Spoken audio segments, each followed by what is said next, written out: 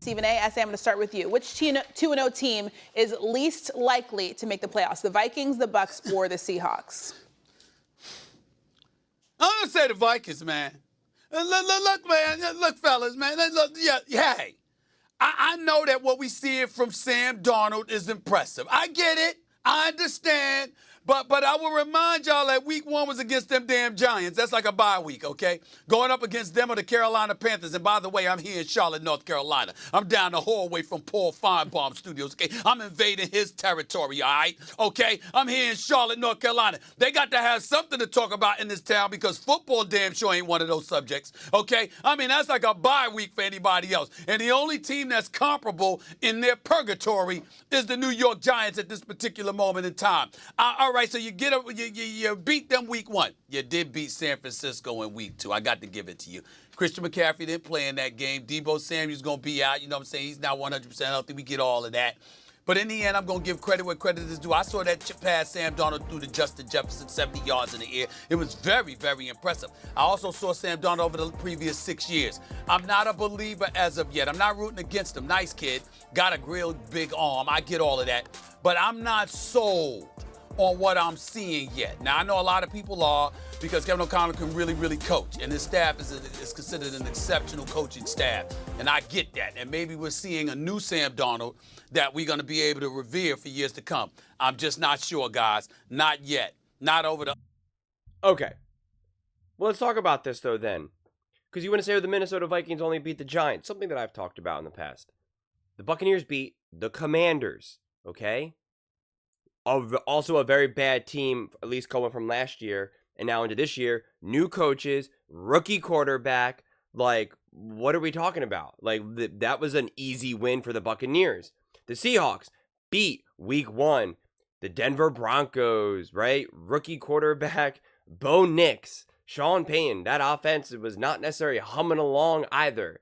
We know that a lot of these rookie quarterbacks or just younger teams in general are struggling to get true offensive production, or at the very least, like, lead their teams on legitimate, sustained, consistent drives. So this idea that you want to only penalize the Vikings for beating the Giants, like, that's not really all that fair.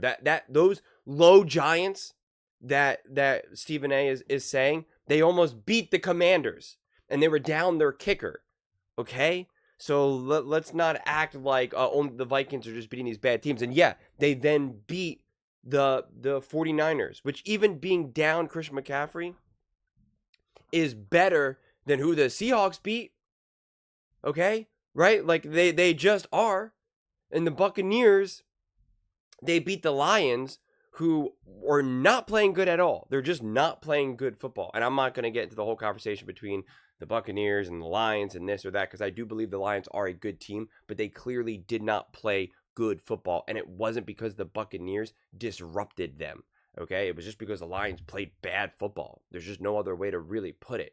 The Vikings with the 49ers, it wasn't that the 49ers just played bad football. Brock Purdy actually played really well. Was there a few mistakes? Of course, there is every single game in the NFL. It's the way it goes. But the Vikings showed up. They proved to be the better team on that Sunday. I'm not saying that they're going to continue to be better than the 49ers or not, or whoever. Like, I'm not interested in that aspect of a conversation right now. But to just say, like, if you want to say, listen, this is how it's more appropriate to me. If you're going to say who's the least likely to make the Vikings, to make the playoffs. If you want to say, hey, you know what? I don't know if the Vikings are going to be able to make the playoffs because the way how the divisions are right now, the Buccaneers might get an easier shot at it because of the way how the divisions are lined up. Same thing with the Seahawks and some injuries and yada, yada, yada. And I think maybe the Vikings, it's going to be a little bit harder. And there's too many good teams in the NFC, and it's going to be hard. His whole philosophy is that the Vikings are essentially fool's gold. Is really what he's trying to argue at this point. Is that they're fool's gold, that they're really not actually that good. I've seen Sam Darnold for years. Yeah, you saw Sam Darnold with the New York Jets. You saw Sam Darnold with the Carolina Panthers. How's that working out for the Carolina Panthers right now? Not good. Not good.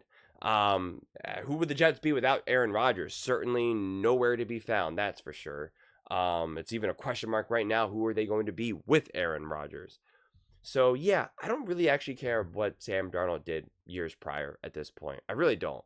And at this point, it's just like, it's frustrating. I mean, I understand why, but it's frustrating to even like bring up at this point. And again, man, put some respect on Kevin O'Connell. We don't have to question anymore whether or not he is a great coach. We don't have to question the team that he's able to build, the culture that he has built, the roster that the Vikings have put together. They're not even full strength, and yet Sam Darnold and the Vikings look great. Okay? They just do. Again, I have no idea what the ceiling is for the Minnesota Vikings and Sam Darnold. I have no idea. Again, I always say this, like I know some of you guys would love to hear me just say the Minnesota Vikings NFC Championship game, book it. Let's go. Super Bowl, let's go. Right? I'm that's just not the type of person that I am, and not the type of content that I'm trying to create. But the one thing that I am confident in saying is that the Vikings aren't fool's gold. That's what I'm confident in saying. I don't know if they will make the playoffs, or because it's so competitive, they might miss it by a game or something like that. Or maybe they get in, maybe they end up winning the division. I really have no idea. But the one thing that I'm without a shadow of doubt confident about is that the Vikings are legitimately a force to be reckoned with. They are not fool's gold. They are not misleading because, oh, well, they beat the Giants, and then they beat the Panthers, and then they beat this team, and they're not actually that good. No. We can say that actually about some of these other teams before us. Okay? We can. You can't say it about the Vikings. You can't say it about the quarterback play with Sam Darnold, and you can't say it about the coach with Kevin O'Connell. If Sam Darnold was randomly playing this well, and he was on a random team with a random coach, then we could say, all right, maybe he's just getting a hot streak. He's obviously not a complete bum. All quarterbacks can catch fire for a few games. He'll probably come back down to earth. But we can point to why he's playing better, why he looks better. It's not just a whole law of averages type thing where it's like, yeah, you're going to make 5 threes in a row and then you're going to miss the next 10 in a row. That's not what we're doing here with Sam Darnold. That's not what's happening. And he's not just feasting on bad teams or bad defenses or just wide open guys. It's actual Sam Darnold skill set that we're seeing before us. We're seeing his arm talent, his execution, his ability to run an offense, as well as Kevin O'Connell's influence to be able to set up these plays, to give him layups, and then also trust him to make the play when need be, for him to go off script, for him to be more athletic and mobile than most people really believe him to be. So it's a combination. It's the marriage between Kevin O'Connell and Sam Darnold. That has been my thesis for months now about all of this. So you're right. I would be leery if Kevin O'Connell wasn't the head coach. If it was like Nick Sirianni was the head coach and they have Sam Darnold, then I would be like, yeah, this is pretty cool to watch and exciting, but like, I don't know. We just got to wait and see a little bit. But there's no doubt in my mind that Kevin O'Connell is a great top offensive coach in the NFL. So when I see this all connecting and all being put together, I don't have that doubt. I just don't. And I'm not so sure why other people are so confident to have that doubt. What are you actually basing that on? The quarterback play of a quarterback on bad teams, bad franchises, fired coaches?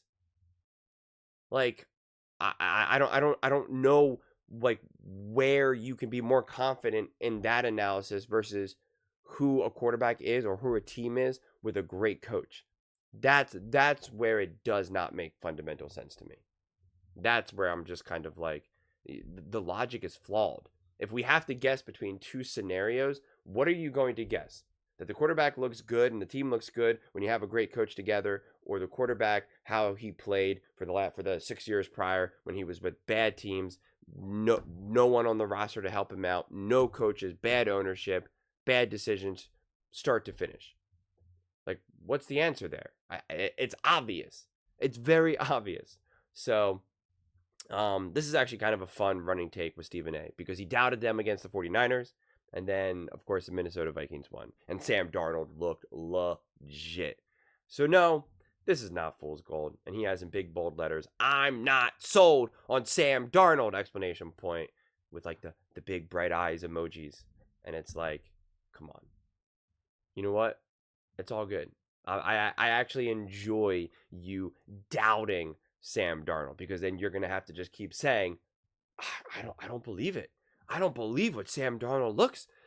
He's a new man. He's a new quarterback. My God, he's a top quarterback in the NFL right now. This is unbelievable. And better believe I'm gonna be reviewing that clip and posting it on my channel. You can bet I will. But those are just my thoughts. I would absolutely love to hear yours. What do you guys all think? Are you still not sold on Sam Darnold and the Minnesota Vikings? Or do you think that's nonsense, that they are going to make the playoffs, they're going to make a run, and they are true contenders? Let me know in the comments below. I read every single comment, so whether you agree with me or disagree with me, either way, let's get in some discussions, let's get in some fights, but ultimately, let's just have some fun. And please do consider subscribing. We are building an amazing community here, and I would absolutely love to see you part of it. I want to build something that we all genuinely feel connected to, something that we're really excited to be part of. I think we're well on our way to doing it. And please don't forget to give this video a thumbs up, as it really does help with the visibility and the algorithm. Thank you so much. See you next time.